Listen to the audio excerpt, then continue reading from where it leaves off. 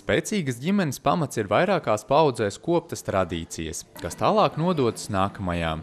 Tās ir vērtības, kas saglabā cieņu un interesi vienam par otru.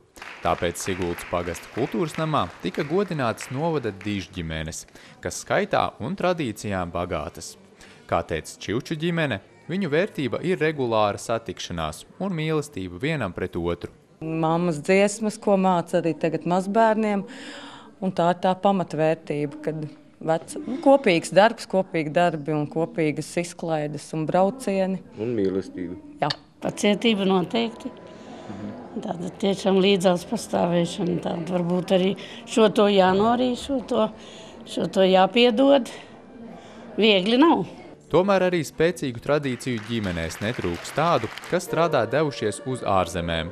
Bēržu ģimene ir piemērs tam, ka ģimenes saikne liek atgriezties mājās no dzīves svešumā. Neviens jau nav nekur īrijā nedzīvo, ir kas pastrādājuši kaut kur tālāk, tuvāk ir, pēc tam pēc gada jau skaties atpakaļ ir atkal puikas, tepatās ir un atkal grozās jau tepat un strādā. Bēržu ģimeni vieno latviskās tradīcijas un kopīgu darbu darīšana, kas satur paaudzes kopā. Kad viens otru uzsauc, uzreiz ir cita, protams, ir darbam arī cits gājums, labāk, visi darbi raisās.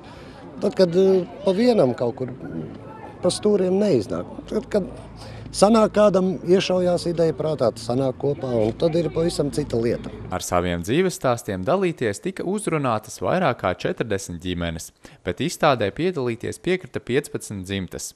Izstādē iespējams uzzināt, kur un kā dzīvojuši šo dzimtu senči, kur mācījušies, strādājuši un kādu labumu snieguši Siguldas novada attīstībā.